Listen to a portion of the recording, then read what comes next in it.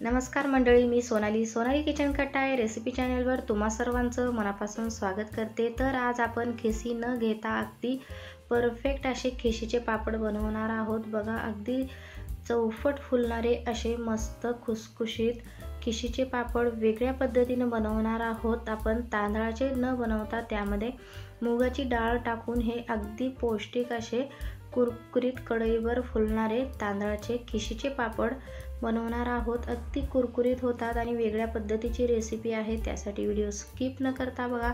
Video आवडल्यास चॅनलला like, share, subscribe करायला विसरू नका। असेच नवनवीन व्हिडिओ पाहण्यासाठी साईडला दिलेल्या घंटीवर प्रेस करा, जेणेकरून माझे नवीन व्हिडिओ सगळ्यात आधी तुमच्यापर्यंत पोहोचतील।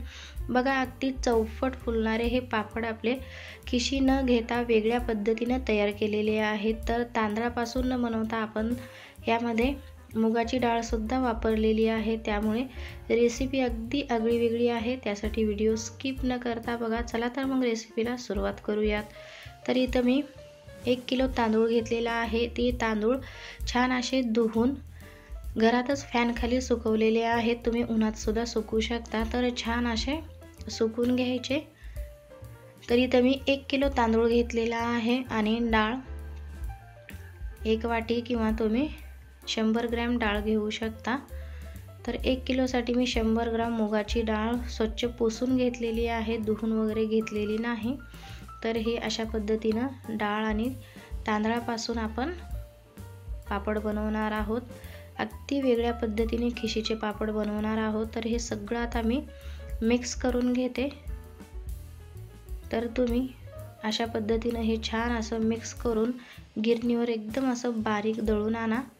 तर हे बघा, 1 किलोचं मी इथं दळून आणलेलं आहे, एकदम बारीक असं दळून आणलेलं आहे। तर आता आपण हे मोजून घेणार आहोत, पीठ मोजून घ्यायचं, त्यामुळे आपल्याला पाण्याचं प्रमाण अगदी परफेक्ट कळतं। तरी इथं मी या भांड्यात हे टाकून घेतलेलं आहे।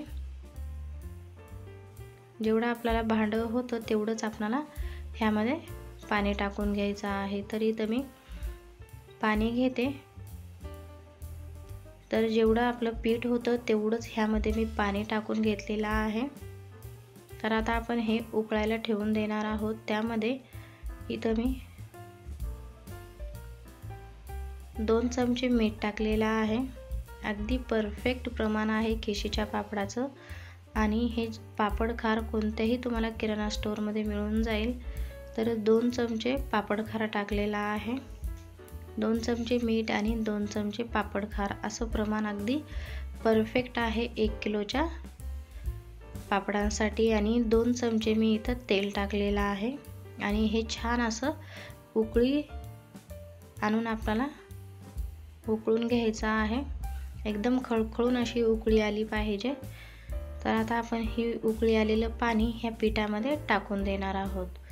तर बघा, अशा पद्धतीने थोडंसं खोलगट बनवायचं, जेणेकरून छान आपलं हे पीठ मिक्स होतं। तर ह्यामध्ये मी 1 चमचा जिरे आणि 1 चमचा तीळ टाकून घेतलेला आहे। जर पाण्यामध्ये टाकलं तर पाण्याचा कलर चेंज होतो आणि आपल्या पापडांचा सुद्धा कलर थोडासा पिवळासर होतो। तर बघा, इथं मी हे पाणी थोडं थोडं टाकून छान असं मिक्स करून घेते। तर अगदी परफेक्ट ही रेसिपी आहे। तर आता हे सगळं पाणी टाकून मी मिक्स करून अशा पद्धतीने थोडंसं दाब देऊन यावर झाकण लावून एक 10 मिनिटं ठेवून देते आणि 10 मिनिटाने हे सगळं असं मिक्स करून एखाद्या छोट्या कॅरी बॅगमध्ये किंवा कॉटनच्या कपड्यामध्ये हे टाकून थोडंसं आपल्याला ओबडधोबड मळून घ्यायचं आहे। थोडंसं अशा पद्धतीने मळून घेतल्यावर आपण हे अजून वाफवायला ठेवणार आहोत। खिशीचे पापड बनवताना डबल आपल्याला हे वाफवायला ठेवावं लागतं। तर असेच जर बनवले तर आपले पापड छान फुलणार नाहीत आणि छान होणार नाहीत। थोडंसं आपल्याला हे मॅश करून अशा पद्धतीनं लाटण्याच्या साहाय्याने तुम्ही हे मळून घ्यायचं आहे। तर बघा, ही मी छान असं हाताच्या साहाय्याने लाटण्याच्या साहाय्याने एकजीव करून घेते आणि यातला आपल्याला आता एक मोठा असा गोळा घ्यायचा आहे आणि अशा पद्धतीनं गोल आकार देऊन अशा पद्धतीनं आपल्याला मेदूवड्यासारखा आकार द्यायचा आहे। आणि हे आता आपण उकडून घ्यायचं आहे वड्याच्या चाळणीमध्ये। अशा पद्धतीनं सगळे हे मी बनवून उकडून घेते। आपल्याला डबल उकडल्याशिवाय हे खिशीचे पापड करता येत नाही। तर बघा अशा पद्धतीनं हे मी उकडीच्या चाळण्यामध्ये ठेवून देते आणि 15 मिनिटं छान असं उकडून घेते। बघा डबल आपले हे तयार झालेले आहेत। तर गरम गरम असतानाच आपल्याला हे एखाद्या कॉटनच्या कपड्यात किंवा कॅरी बॅगमध्ये टाकून छान असं मळून घ्यायचं आहे। तर थंड झाल्यावर अजिबात मळता येत नाही, त्यामुळे हे तुम्ही गरम असतानाच मळून घ्यायचं आहे। जर थंड झाले तर अजून तुम्ही थोडंसं हे गरम करून मळून घ्यायचं। बघा अशा पद्धतीनं हे छान असं मी मळून घेते। तर गरम असल्यामुळे वरून तुम्ही कॉटनचा कपडा घेऊन किंवा लाटण्याच्या साहाय्याने छान असं एकदम मऊसूद आपल्याला हे मळून घ्यायचं आहे। तर बघा अगदी मला सोपी अशी लाटण्याच्या साहाय्याने पद्धत वाटली। तुम्ही हे नक्की करून बघा। लाटण्याच्या साहाय्याने हाताला पण चटके बसणार नाही आणि छान असं आपलं पीठ तयार होते। तर बघा थोडं थोडं करून अशा पद्धतीनं मी हे पीठ चांगल्या प्रकारे मळून घेतलेला आहे। तर बघा एखादा तुम्हाला गोळा घेऊन दाखवते, अजिबात हाताला चिटकत नाही आणि छान असं आपलं पीठ तयार झालेलं आहे। तर ह्यापासून उरलेलं जेवढंही असेल तेवढं पीठ वाफवून घ्या आणि वाफवलेलं पीठ झाकून ठेवायचं आहे, जेणेकरून ते थंड होणार नाही। तर बघा अशा पद्धतीनं एखादी पुरी यंत्र किंवा तुम्ही लाटून सुद्धा घेऊ शकता आणि पीठ हे कॅरी बॅगमध्ये अशाच पद्धतीने ठेवून द्या किंवा झाकून एखाद्या डब्यात सुद्धा ठेवू शकता। तर इथं मी पुरीचं यंत्र घेतलेलं आहे, त्यावर छोटीशी अशी कॅरी बॅग ठेवून खालच्या साईडने एक आणि वरच्या साईडने एक कॅरी बॅग ठेवून छान असं दाबून घ्यायचं आहे। तर पुरी यंत्रामध्ये थोडेसे पापड जाड होतात, त्यामुळे मी हे लाटून घेतलेले आहेत नंतर।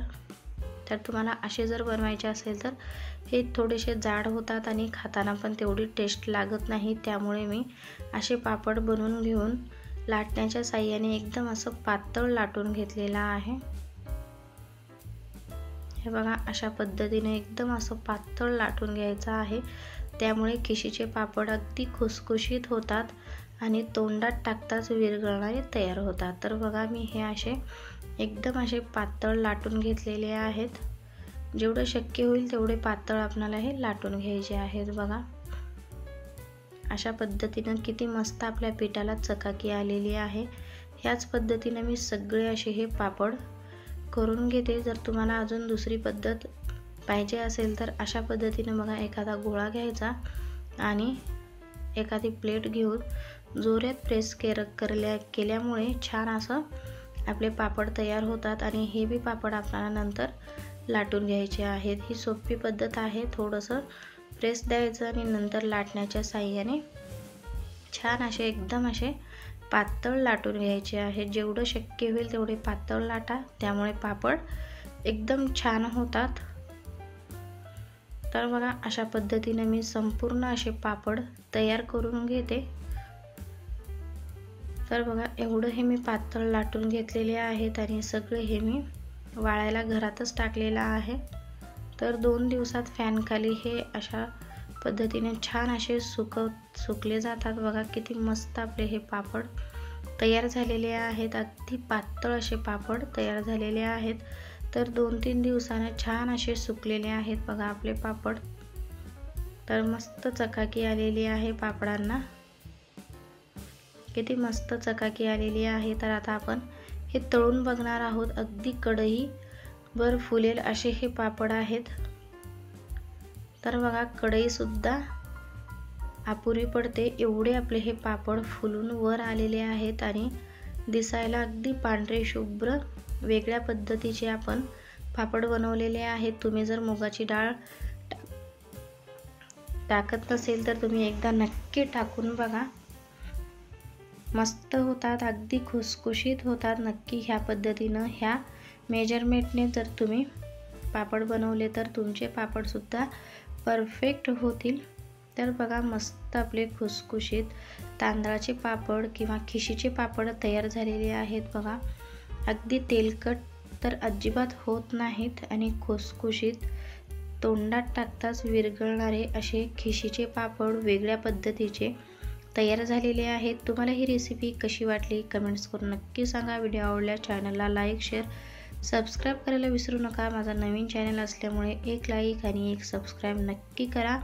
असेच वाळवणाचे रेसिपी मी माझ्या चॅनलवर अपलोड करत असते। चॅनलशी कनेक्ट राहा। कोणत्याही क्षणी व्हिडिओ आवडल्यास चॅनलला सबस्क्राईब करा आणि साईडला दिलेल्या बेल घंटीवर प्रेस करा, जेणेकरून माझे नवीन व्हिडिओ सगळ्यात आधी तुमच्यापर्यंत पोहोचतील। असाच झटपट व पारंपरिक पदार्थ घेऊन भेटू पुढच्या व्हिडिओमध्ये। माझा व्हिडिओ पाहिल्याबद्दल धन्यवाद।